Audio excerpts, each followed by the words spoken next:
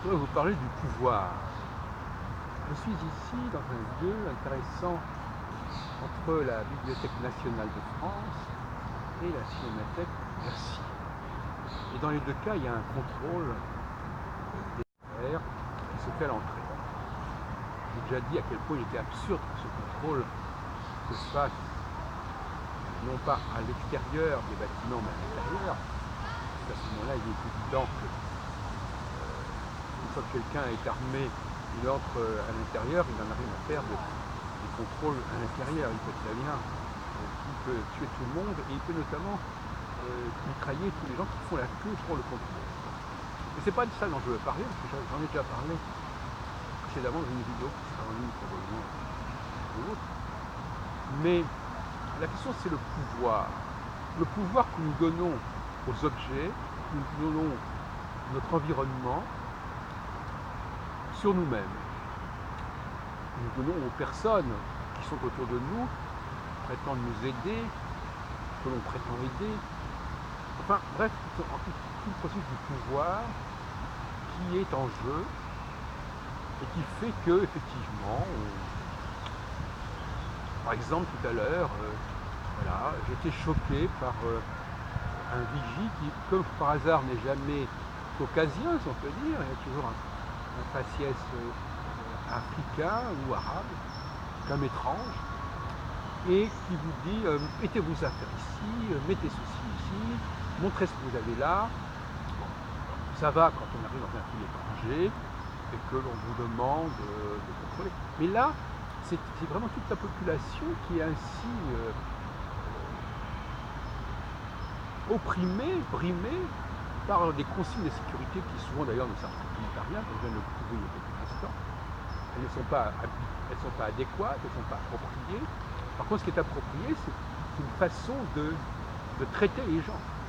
Vous me direz qu'on n'a pas le choix. On n'a pas le choix, toute la question est là. D'abord, qui doit le faire? Comment ça doit se faire?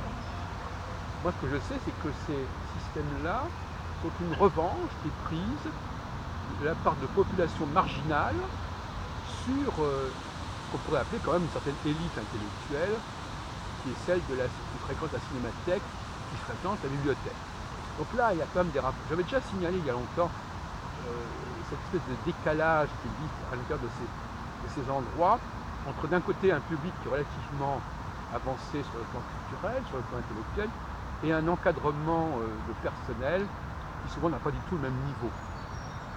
Et bien évidemment, donc là, ce sont ceux qui sont, bon, que ce soit le personnel des vestiaires, que ce soit le personnel des salles, etc.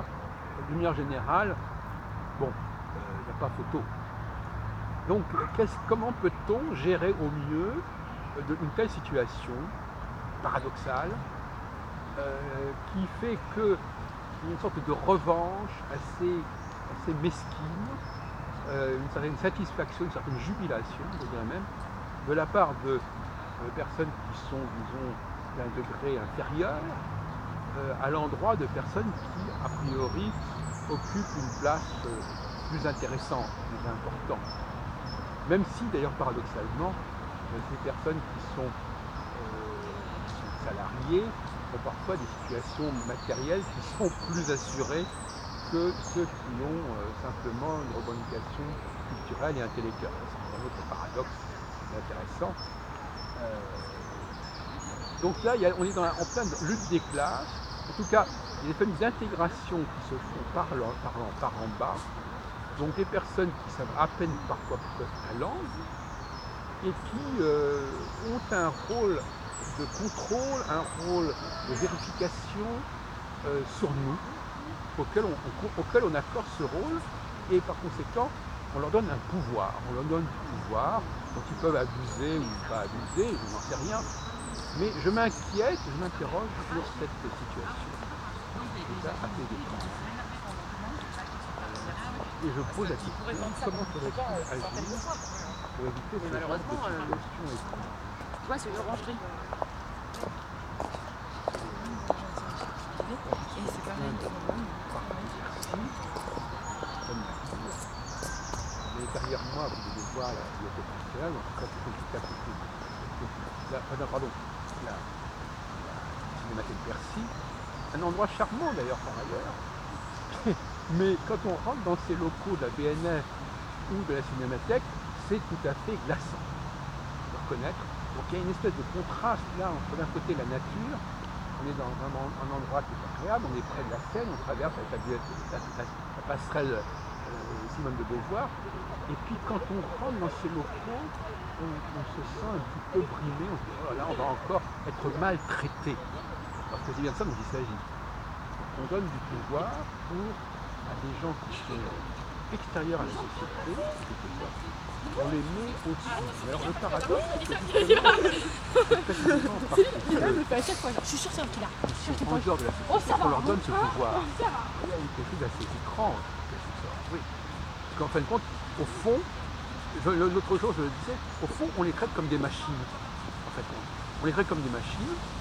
Et donc c'est précisément parce qu'ils sont différents qu'on leur donne ce statut et ce rôle. Mais en fin de compte, eux qui croient qu'on leur donne du pouvoir, en réalité on les méprise. C'est parce qu'on les méprise qu'on leur donne du pouvoir. Voilà. Donc voilà le type de réflexion que je vous propose d'engager. Et je pense qu'on n'a pas fini avec cette question.